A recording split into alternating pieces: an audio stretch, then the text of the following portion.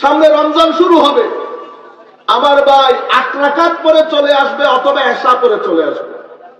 মা জিজ্ঞেস করবে, বেটা তারাবি পড়লি না? তো হুজুর বলছে তারাবি নাই।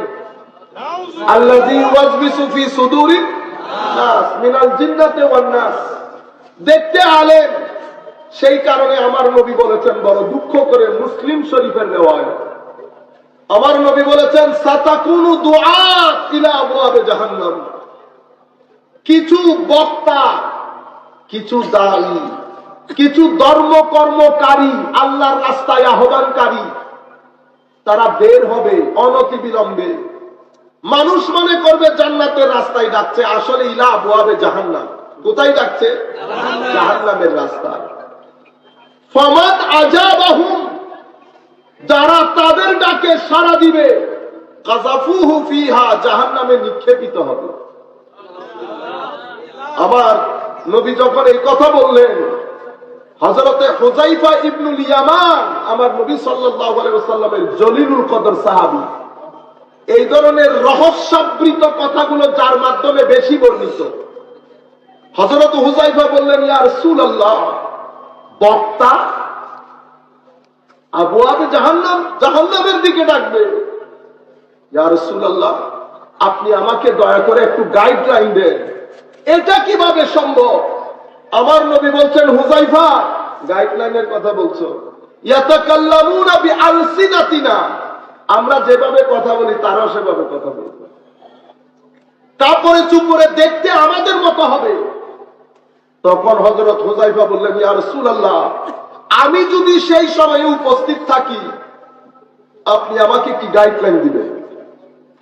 দয়া করে আমাকে একটু পথ প্রদর্শন করেন ইয়া রাসূলুল্লাহ। তখন আমার নবী বলেছেন, হুযায়ফা, তালজাম জামাআতাল মুসলিমিন ওয়া ইমামাহুম, মুসলমানদের সংখ্যা গরিষ্ঠের সাথে যদি মুসলিম খেলাফা থাকে তো কখনো তুমি বিদ্রোহ করবে না।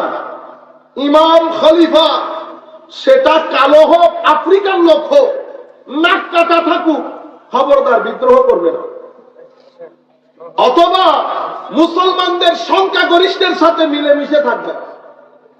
হযরতে হুযায়ফা বলছেন, ইয়া রাসূলুল্লাহ, যদি না বুঝি কোনটা সংখ্যা গরিষ্ঠ কোনটা কম, আমার নবী বলছেন, ফাতাজিল তিলকাল ফিরাক কুল্লাহা, যদি বুঝে না আসে তো কারো সাথে যাবা না, ঘরে থাকবা, কারো কথা শোনার দরকার নাই, ঘরের মধ্যে থাকবা। আমার নবী বলেছেন, যদি গাছের শিকড় খেয়েও জীবন ধারণ করতে হয়, জীবন ধারণ করে নিজের আকীদাকে রক্ষা করবা, ঈমান রক্ষা করবা।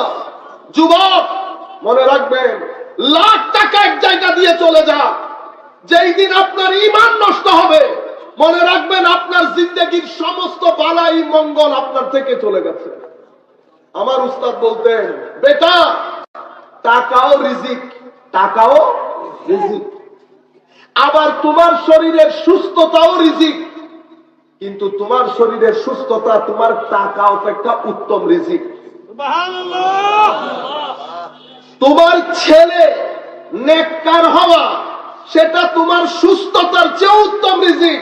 সুবহানাল্লাহ। এবার আমি একটা এড করি, বেঁচে থাকলে বলতাম, হুজুর, আকীদার মধ্যে ইশকে রাসূল থাকা, নিসবতে আউলিয়া থাকা, সবকিছুর চেয়ে উত্তম রিজিক। সুবহানাল্লাহ। সবকিছুর চেয়ে উত্তম রিজিক। সম্মানিত উপস্থিতি, চতুর্মুখী হামলার মধ্যে পড়ে গেছে আমাদের তরুণ প্রজন্ম।